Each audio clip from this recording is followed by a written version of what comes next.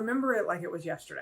My daughter had just been born. We were in the hospital and my husband Miles was doing everything. I did not change a diaper the entire time we were in the hospital. It was amazing. And then we left the hospital and my anxiety just went through the roof. This was when I realized I didn't have as many tools as I thought I did on handling my anxiety. And so one of the things that happens when my anxiety spikes is that I get very controlling. I need to control everything around me.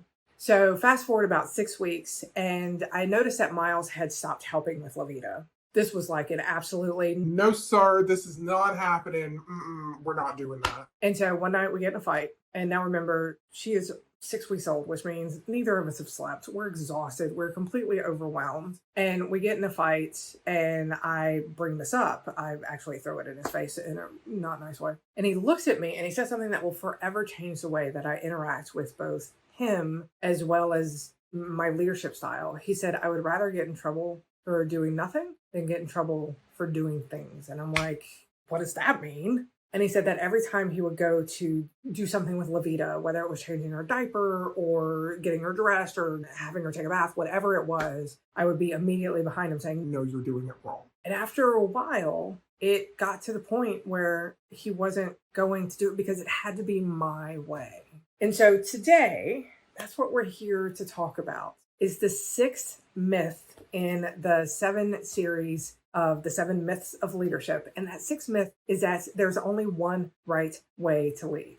That is not true. It is absolutely a myth. And this story shows how we can get locked up and there's only one right way. And so this key focuses on unlocking the magic of leadership, but it's a couple of different keys. We are using manage yourself first, galvanizing your employees, inspiring yourself and others, and controlling your chaos. It's 4 out of the 5 keys. And this one's really important to understand because when we are saying that there's only one right way to lead, then what we're actually saying is there's only one right leader. And we know that depending on the industry, the situation, the position, the people that you're trying to lead, whether they are in change or stable, whatever that looks like will change what type of leadership that they need.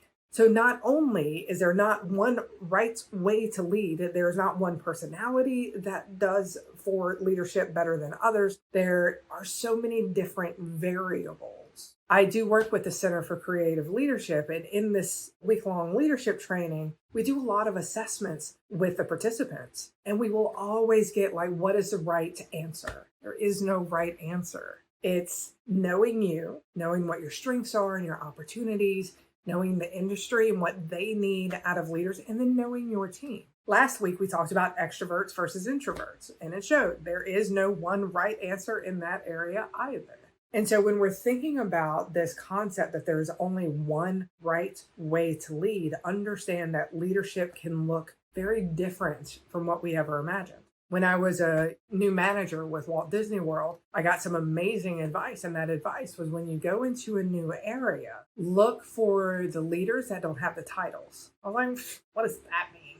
And it's the cast members that are leaders amongst their peers. And these are the ones that the other employees would follow and listen to. And the reason why I was told to look for them is because if I could get them on my side, if I could build the relationship with them, then they would be able to bring the other cast members over. Whereas if I alienated them, which in the beginning I probably would have, accidentally or on purpose, if I'm being honest, if I would have alienated them, I would have alienated all of these other cast members who look to them to know how are they as a group. How are they going to respond? And so we see individuals without titles all the time that can lead.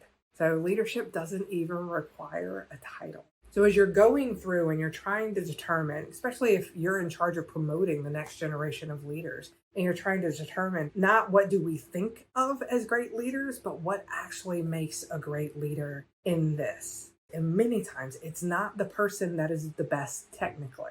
We tend to promote people because they're really good at their job. Where if you're really good, if your job is to make widgets and you are really good at making widgets, it doesn't mean that that's going to translate to being really good at leading individuals. So break down, what does leadership look like in this industry, in this team, in this department? Do you have a bunch of cerebral, analytical people on the team? Then maybe having somebody who's a little bit more on the people side will help balance it. Or do you have a potential leader that is really, really not warm and fuzzy? Maybe not putting them in charge of an entire group of individuals that needs warm and fuzzy. We can help our leaders by setting them up for success, by understanding leadership looks different. The traits of leadership is different dependent on who they're trying to lead.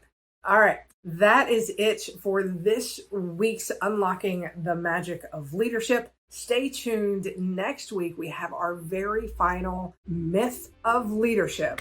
So stay tuned. And don't forget, my magic makers, as always, you got this. I'll see you next week.